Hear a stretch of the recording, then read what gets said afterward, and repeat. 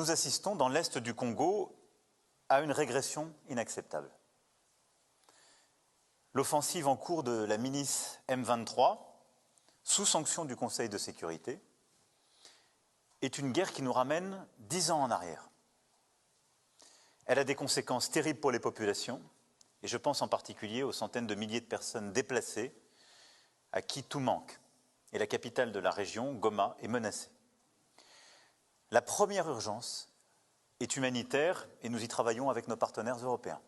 Et j'ai eu à plusieurs reprises et le président Tshisekedi et le président Kagame sur ce sujet. Je voudrais ensuite rappeler 2 principes fondamentaux. L'unité, la souveraineté, l'intégrité territoriale du Congo ne se discutent pas. C'est notre position constante et cette position n'a pas changé. Deuxièmement, il n'y a pas de 2 poids 2 mesures. La guerre dans l'est de la RDC ne doit pas être une guerre oubliée et c'est pourquoi j'ai passé autant de temps à parler avec chacun des acteurs et surtout que notre politique est de soutenir sans relâche le cadre des discussions que le Kenya et l'Angola ont mis en place. Et j'ai pu d'ailleurs aussi échanger avec les 2 présidents pour soutenir les médiations régionales qui se sont déployées. Nous avons d'ailleurs soutenu le déploiement des troupes kenyanes dès qu'elles ont pu s'installer. Nous en avons été, je dirais, à l'initiative diplomatique. Et j'ai encore parlé ces derniers jours au président pour unifier les différents processus de médiation régionale. Je reste convaincu que la réponse doit être collective et c'est précisément le sens des entretiens que j'aurai aussi avec mes homologues avant de venir à Kinshasa.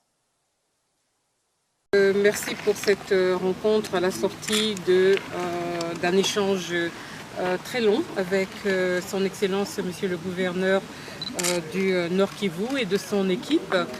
Essentiellement avec la délégation qui m'a accompagnée, c'était pour reprendre à tâche avec le Nord Kivu, le gouvernorat, puisque depuis l'année dernière, je n'ai plus eu l'occasion de venir, malgré plusieurs programmations pour venir à Goma et ensuite aller dans d'autres provinces.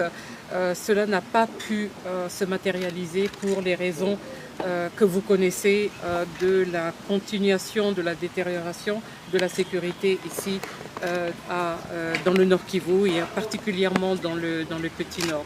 Donc nous avons essentiellement échangé sur le partenariat entre la MONUSCO et le gouvernorat et la FRDC et la PNC. Et bon, dans ce contexte, on a aussi parlé de la mise en œuvre du communiqué de Luanda du 23 novembre, comment ça prendrait forme et quels seraient les rôles respectifs des uns et des autres par rapport à cela. Et nous avons aussi discuté des difficultés de ce qui se passe dans l'espace aérien maintenant avec les accidents. Quand je dis accidents, nous on pense que c'est même volontaire, hein, des tirs sur les aéronefs.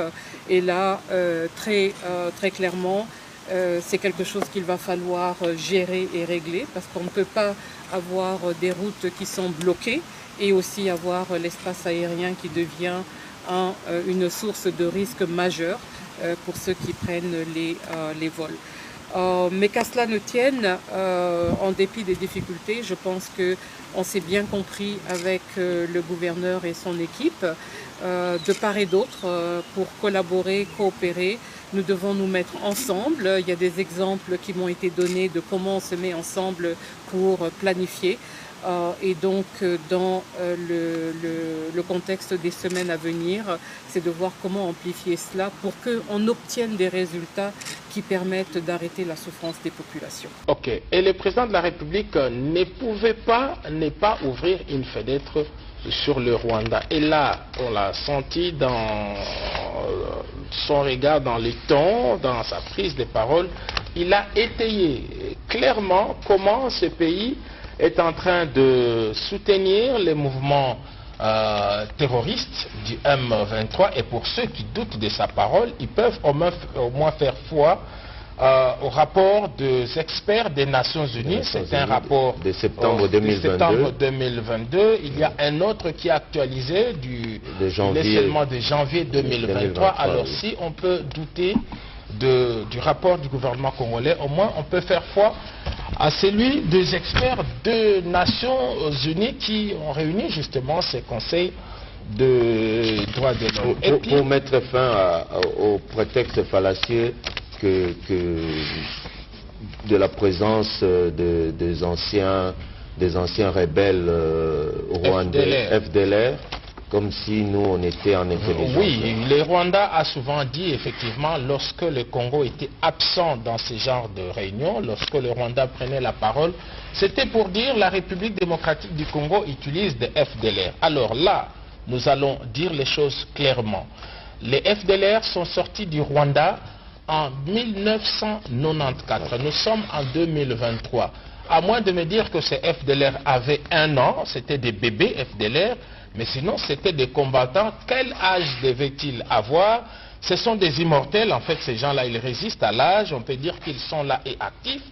Donc c'est une génération appelée à disparaître. Donc s'ils existent, c'est des groupes résiduels. Et aujourd'hui, on n'a jamais vu des images pour voir, voilà, un responsable FDLR à parler dans tel ou tel média ou à mener telle action sur le Rwanda. Si c'est des actions qui pouvaient mener, mais pour un territoire de quelques mètres carrés qui fait pratiquement l'espace de Kinshasa centre-ville jusqu'à Maluku, je crois que les FDLR auraient fait tout ce qu'ils pouvaient. Donc, c'est un argument fallacieux, et pour démontrer que cet argument est plus fallacieux, aujourd'hui, voilà, on parle des terres. On ne sait pas à quel siècle ces terres avaient été arrachées. On vient chercher des terres à Massissi, à Bunagana, et donc là, comme l'a dit le président de la République avec fermeté, je crois qu'aucun centimètre carré ne sera offert à qui que ce soit.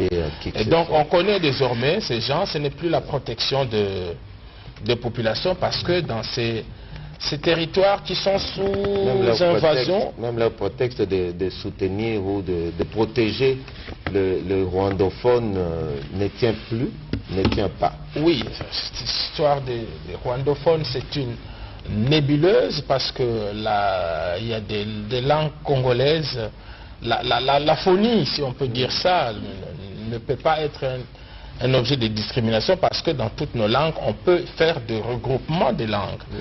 Donc, parler de la rwandophonie, c'est quelque chose d'absurde. Voilà, donc nous venons de terminer cette édition spéciale. Nous rappelons que le président de la République est arrivé dans la nuit de ce dimanche à Genève, en Suisse, à la Confédération helvétique. Il y est allé pour participer à ces segments de haut niveau à l'occasion de la 52e session du Conseil des droits de l'homme.